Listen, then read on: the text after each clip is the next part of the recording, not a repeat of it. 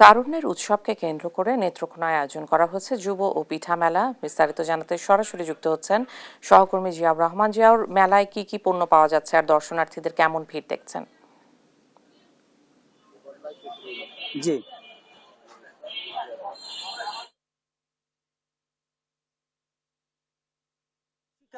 আপনি যেমনটি বলছিলেন যে আমি এই মুহূর্তে দাঁড়িয়ে আছি নেত্রকোনা জেলা শহরের পুরাতন কালেক্টরেট মাঠে। এখানে আজকে দিনব্যাপী পিঠা উৎসব অনুষ্ঠিত হচ্ছে।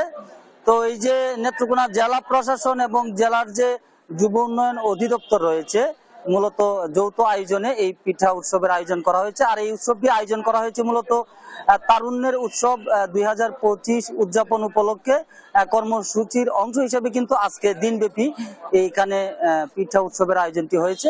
তো আমি আপনাদেরকে একটু দেখাতে চাই যে এই যে পিঠার যে বিভিন্ন বাহারি পিঠা নিয়ে কিন্তু এখানে বিভিন্ন উদ্যোক্তারা, বিশেষ করে জেলার যারা যুব উন্নয়নের মাধ্যমে বিভিন্ন উদ্যোক্তার সৃষ্টি হয়েছে এবং এই জেলার বিভিন্ন নারীরা তারা কিন্তু তাদের বাড়িতে বাসা বাড়িতে বসে তারা রকমারি দেশীয় যে পিঠা সেসব পিঠা তারা তৈরি করেন এবং এই পিঠা নিয়ে কিন্তু আজকের এই এই মেলাটি মানে উদযাপিত হচ্ছে।